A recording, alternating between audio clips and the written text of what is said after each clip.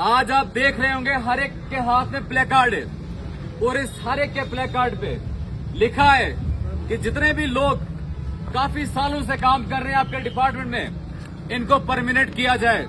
ये पहली डिमांड है। दूसरा, आपने ठेकेदारी खाता खोला है। यहाँ पे आपने इनको ठेकेदारी खाते से हायर करना शुरू किया है। आपने एक चीज और इंसान में फर्क करना बंद कर दिया है। इसलिए हम चाहते हैं कि ठेकेदारी खत्म हो, ठेकेदारी बंद हो। तीसरा डिमांड कि अगर आपने ओल्ड पेंशन स्कीम सब बाकी डिपार्टमेंट में हर जगह लगाई, तो इस डिपार्टमेंट में ओल्ड पेंशन स्कीम के द्वारा क्यों नहीं लगाई गई है। इसके साथ में आज सिंबल के लिए दो चीजें आप देख रहे होंगे। पहला चीज है प्ले कार्ड हमारे हाथ में है, ताकि जो हम बोल रहे हैं आपको शायद समझ नहीं आ रहा है हम क्या बोल रहे हैं। उमर अब्दुल्ला को हमारी जबान समझ नहीं आती क्योंकि वो अंग्रेजों की बातें करता है। वो निधि राजधान से घूमने लंदन जा सकता है, इसलिए उसको आम आदमी की सफाई कर्मचारी की बात सुनाई नहीं देती है। और दूसरा चीज, उमर अब्दुल्ला और यहाँ के गवर्नर को ये मोमबत्तियां हमारे हाथ में आप देख रहे होंगे। ये अंधेर नगरी है, यहाँ पे कोई दिखाई नहीं दे रहा है, कोई सुन नहीं रहा है। हमारी आवाज है, कोई सुन नहीं रहा है, इसलिए हमने ये दिखाया है। कोई देख नहीं रहा है। हम पिछले 20 दिन से प्रोटेस्ट कर रहे हैं, लेकिन किसी को दिख नहीं रहा है इस अंधेर नगरी में, ताकि इन लोगों को दिखे। इसलिए हमने मोमबत्तियां जलाई हैं, ताकि इनकी आंखें खुले और हमें देख पाए। इनको नजर नहीं आता, इनको गरीब नजर नहीं आ रहे। इसके साथ में ये सफाई कर्मचारी जितने भी हैं, क्या कोई एक एमएलए या यहाँ का चीफ मिनिस्टर या यहाँ का गवर्नर, कोई इनमें से एक भी बंदा क्या इनके किसी एक के घर पे गया और देखा कि ये किस तरीके से जी रहे हैं, कहां से राशन लाते हैं। आपने 9000 वाले बंदे को बोल दिया कि तुम मुलाजम है और तुझे राशन कार्ड अब एपीएल होगा, बीपीएल राशन कार्ड नहीं मिलेगा।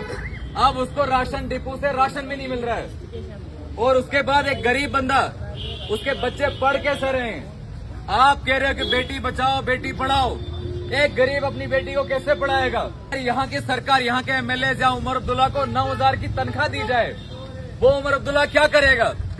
बाकी सब उसको फ्री कर दो, गाड़ी फ्री दे दो, फोन फ्री दे दो, उसको क्वार्टर फ्री दे दो, 9000 उसको तनख्वाह दे दो। और उमर अब्दुल्ला को जो तनख्वाह मिलती है वो इन सफाई कर्मचारियों को दी जाए। कि कितना मजा आएगा, लगेगा कि सरकार सच में सिटीजन सेंट्रिक है, सरकार सच में लोगों के हित में बात करती है। कुछ लोग इनके खिलाफ खड़े हो जाते हैं, उनमें से बहुत सारे दलाल लोग हैं जो इनके साथ खड़े भी हो जाते हैं और आगे जाके इनके खिलाफ भी बोलते हैं। इनको दलाल बोलते हैं। क्या चकमानन क्या बोलते हैं, थोड़ा उन्हें जोर है। दलाल बोलते हैं।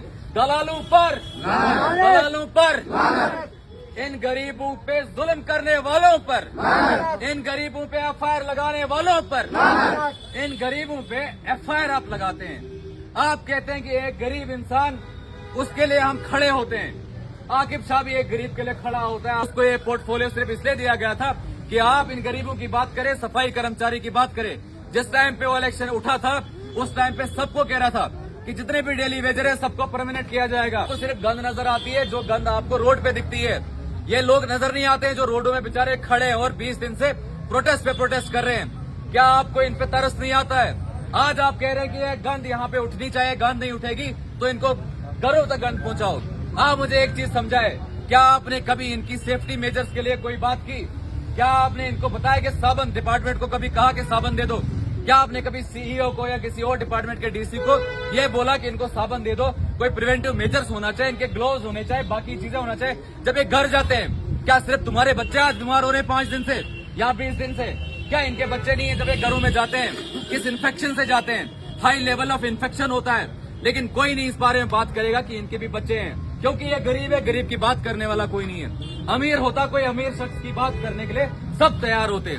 मोदी तेरे राज में, मोदी तेरे राज में, गवर्नर तेरे राज में, गवर्नर तेरे राज में, उमर तेरे राज में, उमर तेरे राज में।